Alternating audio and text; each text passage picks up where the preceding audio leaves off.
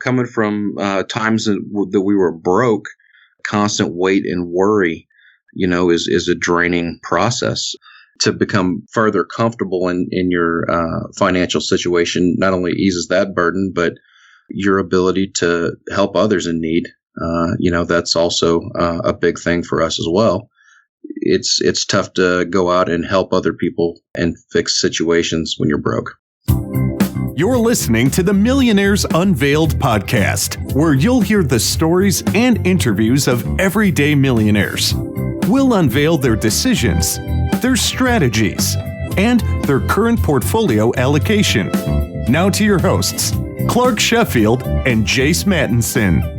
Welcome back to another episode of the Millionaires Unveiled podcast. This is episode number 175. Clark, what's going on? How you doing? Dude, I'm doing good. I am just looking here. I saw that Dave Ramsey is selling his house for a cool $15.5 million. Did you see this? No, man, that's nuts. 15.5.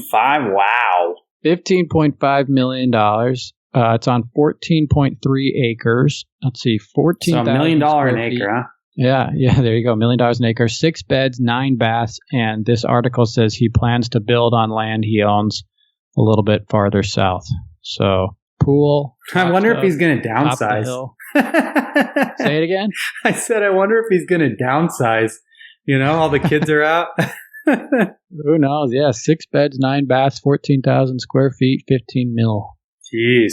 There you go. You want to live in Franklin, Tennessee. The address is 513 King Richards Court. Interesting. Huh. Well, he's got how many kids?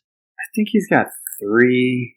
Yeah, we've got a show. We'll in the next few weeks here, we'll release an episode with Rachel Cruz, his daughter. She came on, and we have that coming up in the next couple weeks here. So that was a fun interview with her. Yeah, that's pretty wild, man. Crazy news. I guess 15.5 million. Be interesting to see who buys that, right? Yeah. So the IRS extended your tax deadline because of the bad weather, huh? I know, man. What a joke, right? I mean, we lived through it. We basically, I guess most people had 4, 5, 6, 7, 8, 9, 10 days at the worst, I guess, without, power, water, whatever. And I guess whoever did the lobbying on that, we got an extra 2 months to file. It was 10 days for some people? Yeah, I talked to my tax attorney today, actually, and he said that somebody in his office just got their water turned back on today, and it had been out since the previous Friday, so that'd be about 9-10 days. Wow. But so that's an anomaly, I think. For 10 days, you get an extra 2 months to file your tax return. How about that? Yeah, no kidding, right? And pay. Not just file, it's also pay. So, maybe if you can hit a GameStop with that tax money that you owe, if you owe any, hit a GameStop in the 2 months and cover the bill for 2020. Yeah. Interesting stuff, man. Well, today's show, we've got David. He's mainly invests in self-storage facilities. Net worth is right at $1 million. He's got a background in civil engineering and uses that as they develop some of their own storage properties. And he's just getting started in his investment journey in the self-storage space, but has been in real estate and around real estate for quite some time now. Last week, we had Travis. He was in the telecom industry for 20 years. About 40 years old. He has 20 units in his real estate business. His net worth was $2.7 million. Mainly focuses more on income than his net worth. And about 1.6 of that was in real estate. So if you're interested in that, go check that out. That's episode 174. Appreciate all you tuning in week after week. Obviously, this show would not happen without you listeners and without our guests. So I just want to give a shout out to them. Super appreciative to all those who volunteer to come on and those that continue to listen to the show week after week. We're always looking for, new investors as well. If you're interested, send us an email. And if you've got an off-market deal, we'll definitely pay a finder's fee on that. If you're, you've got something that you'd like to bring to us, in the multifamily or commercial space. Also, if you'd like to be on the show, send us an email, millionairesunveiled@gmail.com. We'll get on a call with you, send you our form and get that scheduled. We've got so many great interviews coming in the pipeline. All sorts of different professional backgrounds. Super excited for a lot of them. I say this week after week, but I think our guest list just keeps getting better and better and better, and the stories are always unique and amazing. We definitely appreciate all those tuning into the show.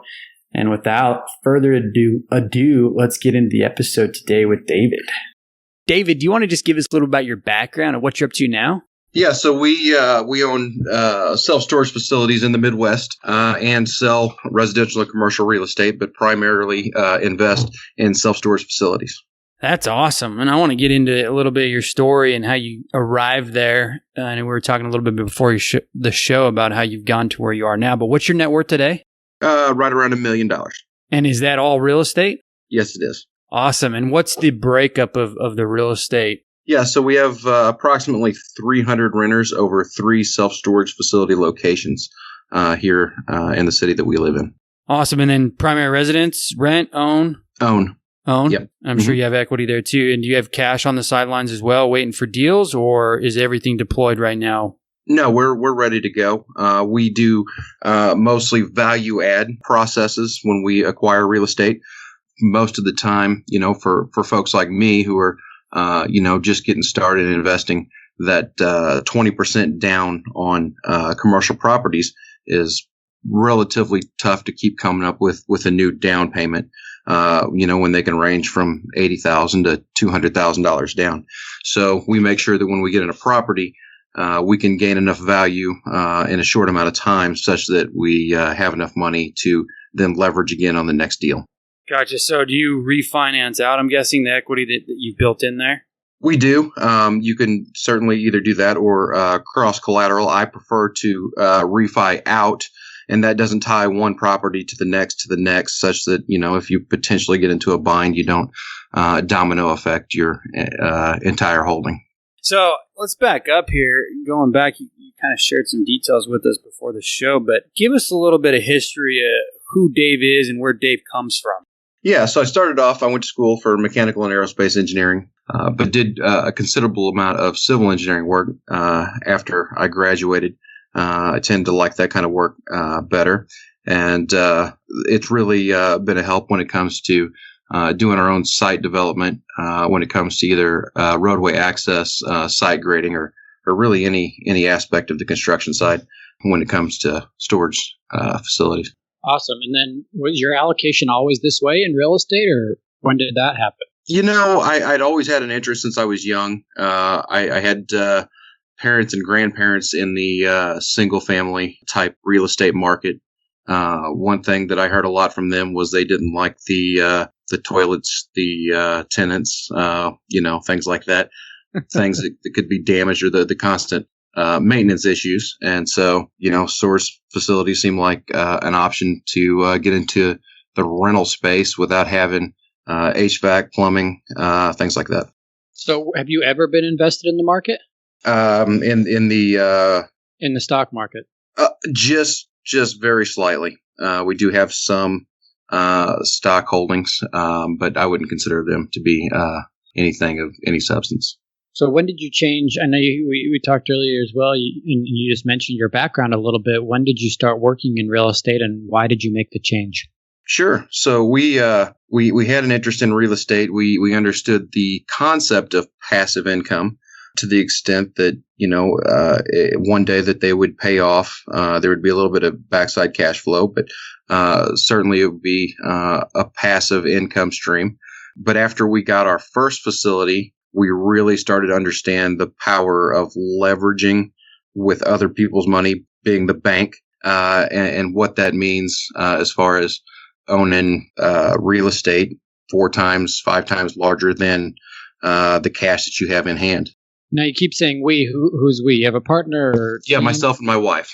Okay. And does she work full time as well? She does. The real estate group is her company. I work for her at this real estate group. It's under the Keller Williams brokerage, but Amy Hunt Realty is her company, and I work in her group.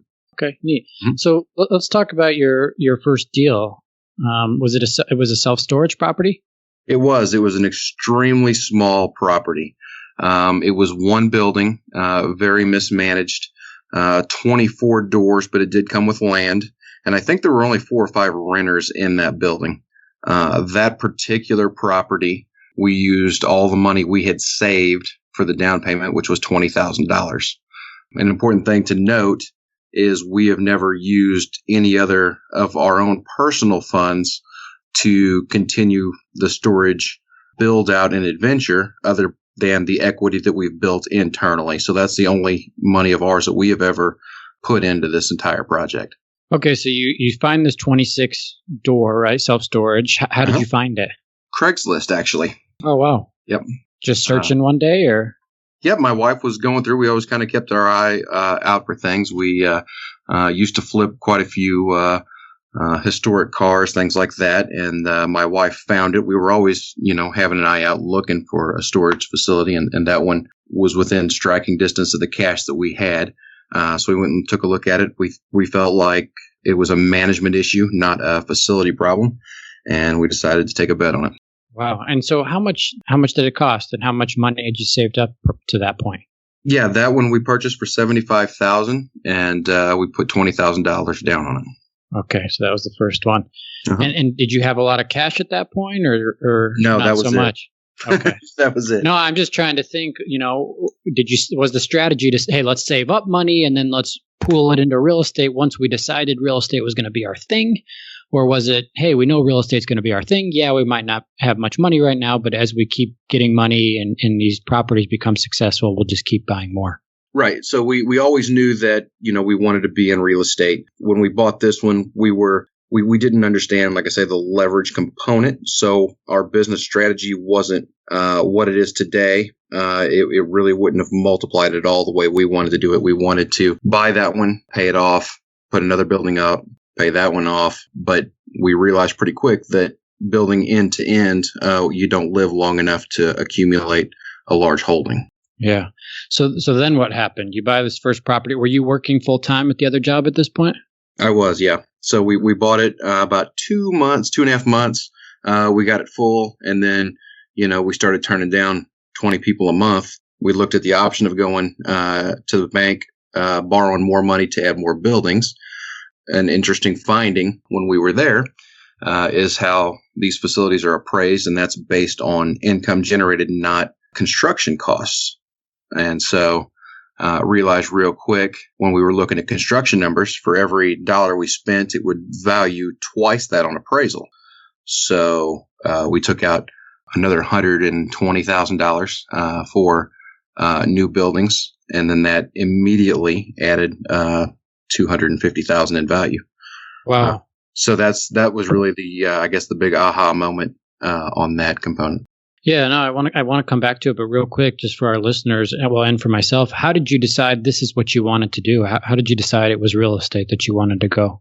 Just, I suppose, the fact that it continually appreciates over time, the fact that it's passive, and I felt, though I didn't know at the time, I felt like the ROI would be much higher than what I understood or knew in the stock market. And I guess the other component is I knew versus the stock market for me, if my business wasn't doing well, that there was something I could go do tomorrow to change that.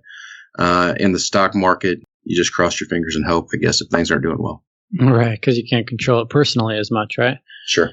So you have this 26 storage unit. How many were leased out? I don't know what you call it, leased out or occupied or full, whatever, when you bought the property? Any? Yeah, there were just 4 or 5. It wasn't enough to make the payment. And how come the others weren't? Was it just they were in bad situation and couldn't be rented out, or the owner wasn't trying to, or? Yeah, the owner did not have a good advertising platform at all. Didn't advertise at all. So it was not on a high traffic roadway. Couldn't be found on the internet, anything like that. So people just didn't know about it. And how long did the prior owner have it? I believe 3 or 4 years. Okay. Mm-hmm. So then you fix it up. How'd you do advertising? What'd you do for that? At that time, the phone book was still pretty strong. So we hammered some big listings in the phone book. We handed out cards everywhere we went, and just continual push. But the big role was probably the phone book advertisement that came out at that time. So then you filled the 26 units, or all those that were remaining, right up to the 26. You borrowed this $100,000 because you kept getting more inquiries for more spaces, which you didn't have, right? Sure. You borrowed the $100,000, and how many spaces did you add? Let's see, about 40. I think we added that round. Wow, so that's great. You tripled it in size. Yep. And how quickly did the 40 rent? We actually hit at a time that two of our competitors built as well. They did add-ons at about exactly the same time. So it took about a year and a half to get that completely filled back up. Gotcha. So when it was 26 units or 26 spaces, what was the mortgage, what do you call it, a mortgage payment, right, or payment on it, and how much did all those units rent for? Oh, I can't, just rough numbers. I feel like, I think it was around $700 a month to keep it up with all the overhead, and it was about $500 a month is what it was actually bringing in. Okay, so you would have to come up with $200. Right. Initially. That was after you filled the 26 units? No. Oh, okay, after. Yeah, after we filled it, actually it was doing well enough that the entire new addition, I didn't have to rent any of those to make the payment the first 26 paid for them. Oh, wow. And then you guys were able to take home all that income. What did you rent a space out for? 10 by 10s were $40 a month. 10 by 15s are $50 a month, and then 10 by 20s are $65. It's a little bit lower here in the Midwest than it is in a lot of other areas, but cost of build is actually extremely low as well. Yeah, so just doing the math here, if it's an average of, what was it, the average, $45 a month or something times 26 units, so you're bringing in about $1,200 maybe-ish? Yeah, roughly. At least on the 26 and then more on the 40. How much did borrowing the $100,000, how much did that increase your payment? I'd have to look. It's been a minute since we've done that one. When was this? How many years ago was this first deal? We bought the first one in 2013, and then I guess 2014 or 2015 we did the addition. Nice. And do you still own that property? I do. Wow, good for you. And is it still levered up or paid off? No, it's leveraged. We pulled equity out of that to go to the next one, then go to the next one. It's currently at 78 units, I believe, total. And then there's a handful of Class A RV storage units out of that one as well. Wow, that's amazing. So bought it with 26, now up to over 70. That's incredible. What is it cash flow now? I think $4,200 a month. Okay. Wow, good for you. So it's about $50,000 right away. Yep. Just off that property. So when did you make the shift? This is what you wanted to do full time. Were you still working your other job when you were doing this first property? I was, yes. After we did the build, after I started to understand the math and understand that if we continued at this rate, that it would be something much quicker than later, was really the kind of the tipping point where I realized that, maybe I didn't want to work for somebody else forever. Yeah. I mean, that's the hard thing, right, David, is everybody wants to quit, but you're like, well, when do I do it? Right. And can I keep doing this on the side to build up some cash or build up some savings so that I can maybe invest in more real estate quickly, right? And build it up even more quicker to have kind of that extra piece of income. Sure. And that's kind of the $1 million question I think everybody has is when do you commit full to it? And that's probably the hardest question there is to answer, I think, because everybody's got a certain level of comfort and a certain level of risk that they're willing to take. And that's not the same for anybody at all. Sure. Yeah, agreed. So how did you decide it for you? Was it just, hey, I can see that this can be good and I want to go all at it? It was a combination of that and just general burnout with the job that I had. So right. I got a kind of push from both directions. Okay. And so then how long, I guess you built this out. How many separate times did you add units? If it went from 26 to over 70, you added 40 the first time, you said, right? Or yeah, 40. Basically. So yeah, 2 build-outs maybe? Yeah, 3 build-outs is what we ended up doing. Mm-hmm. Okay. And how soon after? Yeah, so we did, to get to the original 24, there was actually one large space that was open. We divided up as soon as we bought it. And then we did one in 2015, and then we did one in 2019. So we added units in 13, 15, and 19. So for someone that isn't familiar with the self-storage, and for myself too, how do people pay you? Do you have somebody on site? Right now, I don't feel like we've made it there yet, so to say. But I'm still doing the property management myself. We're getting close to that tipping point where we're going to probably bring someone else in. But I'd say 40% pay by credit card that auto runs every month, and then probably 20% call and pay with a credit card. And then there's a good chunk of them that still actually mail a check. That's kind of the 3 ways that people pay. Gotcha. And do you have any other income from the property? Do you rent trucks or boxes or anything like that, or No, not really. I mean, we sell locks, but that's really just more of a consumer comfort sort of a deal. Convenience. Yeah. Yep. Nice. Good for you guys. So how soon after that first property did you buy the second? Let's see. I believe we bought the next one in 2017. It was one that really wasn't on our radar when we saw it come up. It wasn't one that I was super excited about, but there was value add available in it. So we just, myself and my wife, we talked about it real quick, liked the amount of value add there was to have. It was well managed, but the rates were too low. So it was an extremely easy value add from that perspective. So we went ahead and purchased that one. That one had a lot of big lockers in it, but it was another 48 doors, I believe. Wow. And that was bought with the money from the first property. Right. We leveraged from the first property to buy that one. Okay. And how much does that cash flow now? I think it's around $2,700 a month. Wow. Is what it grosses. So all in, how much passive income do you guys have now? I think between all three facilities, they gross in the neighborhood of $160,000 a year. Wow, you could be done, man. Well, I still owe the bank some money, and really, I enjoy it too much. I think I'm 38. I think if you're going to quit working at 38, you could probably burn up a lot of cash having fun doing this and that. So It's probably going to take a little bit than that to suffice. Yeah. How did you find the other two properties? You mentioned you found the first one via Craigslist. How about the others? One of my renters at the first location was renting at a second location. He told me about that one. So we contacted the gentleman directly that had it, said, yes, he's willing to sell it. We made a deal, purchased that one. The third one, we heard about it as soon as it came for sale. We had another location that we were working on purchasing. I couldn't do both of them. So I held off on the third location for 3 months, but I told everybody I knew, hey, this is a great location. You guys should buy it. Nobody bought it.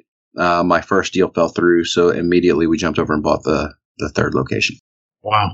So where do you go from here, David? Is there a certain amount of units you want to own? Do you want to get into multifamily, get into a different type of real estate, or mostly just self-storage? We'll continue hard in the self-storage business. We'd like to have 30 million in holdings, 10,000 doors total.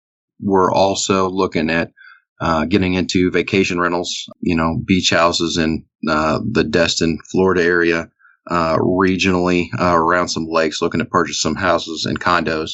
Those won't probably cash flow near as well as the storage, but it's something that my wife has a passion in. And so we'll probably pursue that as well. Wow. Good for you. Good for you.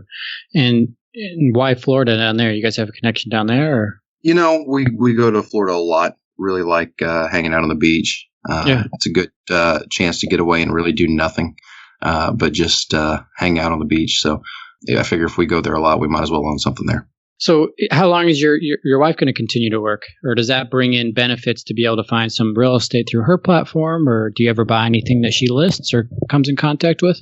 Oh, yeah. She has a tremendous amount of connections, things that come through our office.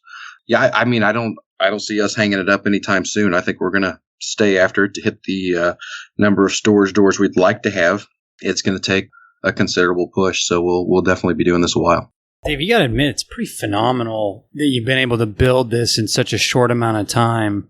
As you look forward, putting that 10,000 door goal out there, what do you think it'll take, and how long do you think it'll take to accomplish that going forward? Roughly 9 to 10 years at 3 purchases a year. Yeah, I mean, it's going to take a monumental effort without a doubt. We'll need to stay on our toes, make sure we're capturing deals that are out there, and continuing to value add to make sure we have those down payments. It certainly, without a doubt, I believe is aggressive, but we don't really have any grandeur of showing up in second place. Yeah, totally. Do you wish you would have started this earlier? Absolutely. When would have been the ideal time for you to maybe start this? You mentioned you're 38 now. How long ago? I wish I was thinking about this whenever I was 16, quite honestly.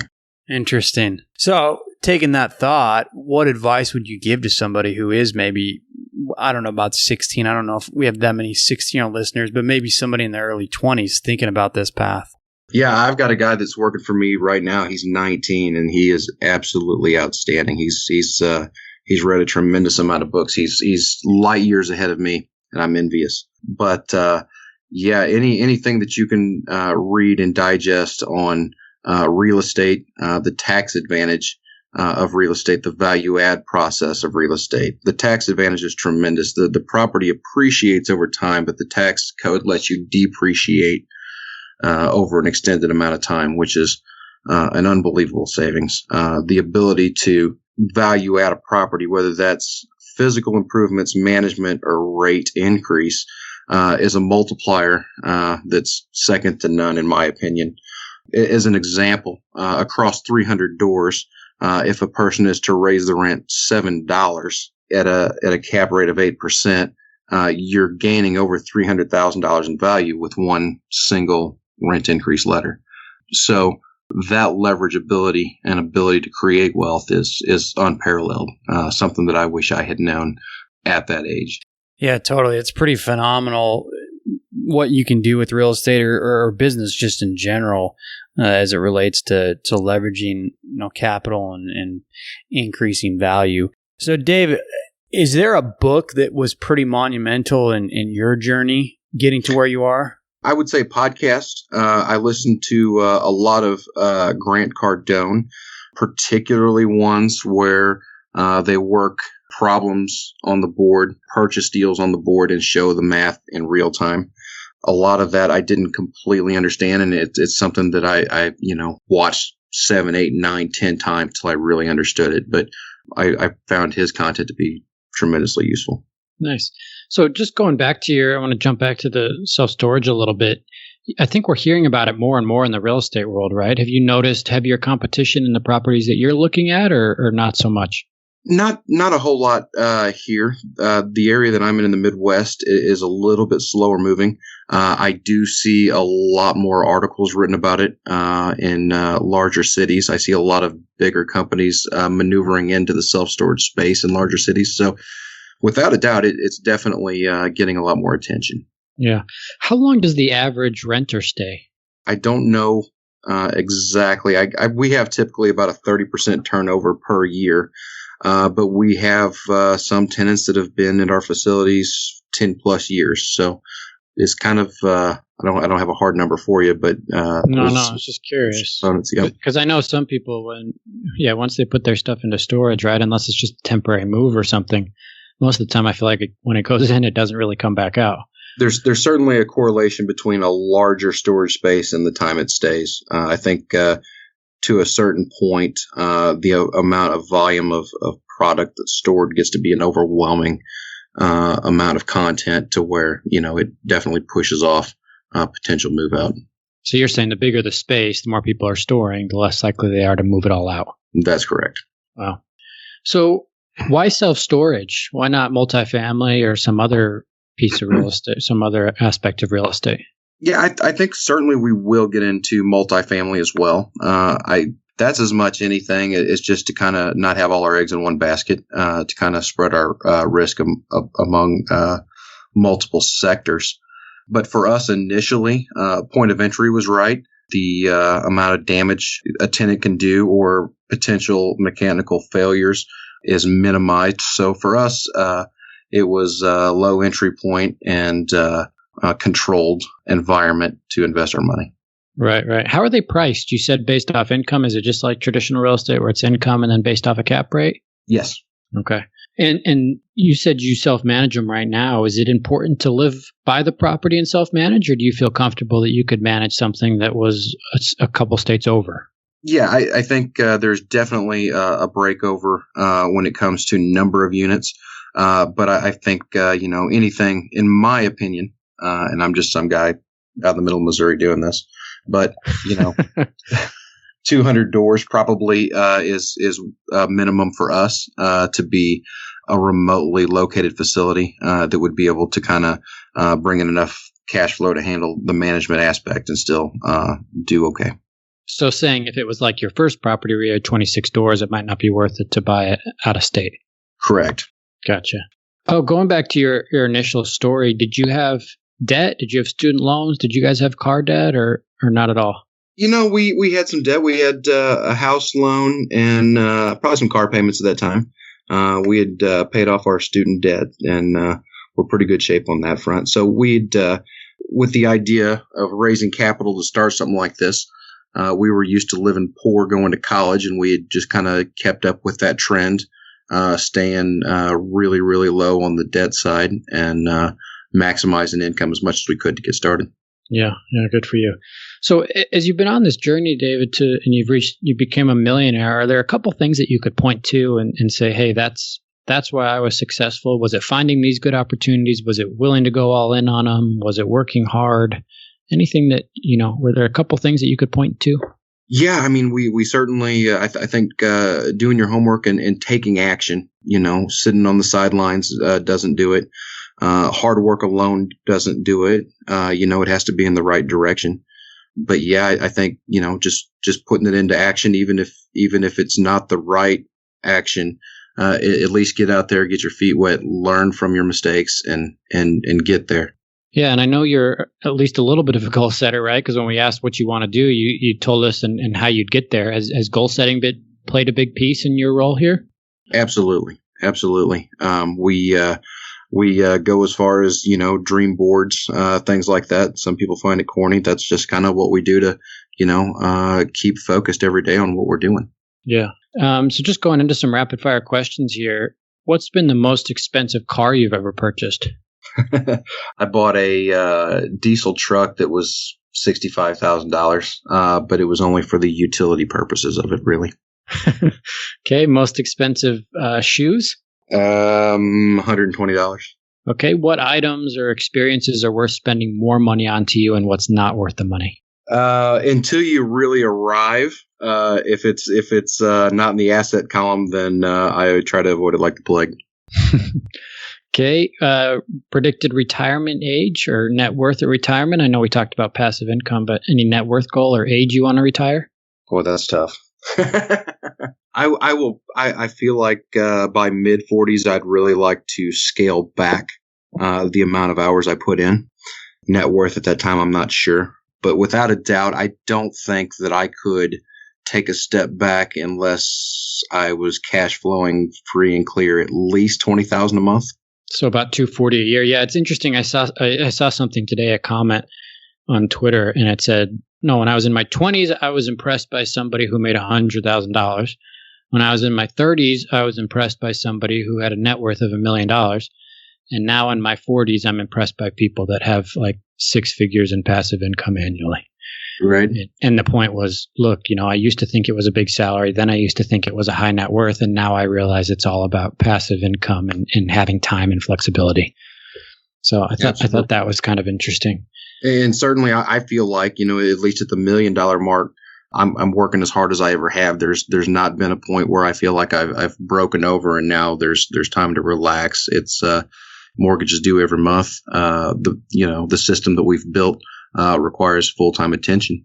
So there really isn't a relief. I hope nobody's striving towards $1 million and hoping they're going to kick their feet up and say, hey, we're coasting, because it doesn't feel that way from this perspective. I'm certainly not complaining. I don't want it to come across as that, but it's certainly right. It's still a regular full-time hardworking effort at this level. How many hours a week do you work? 70 plus. Wow.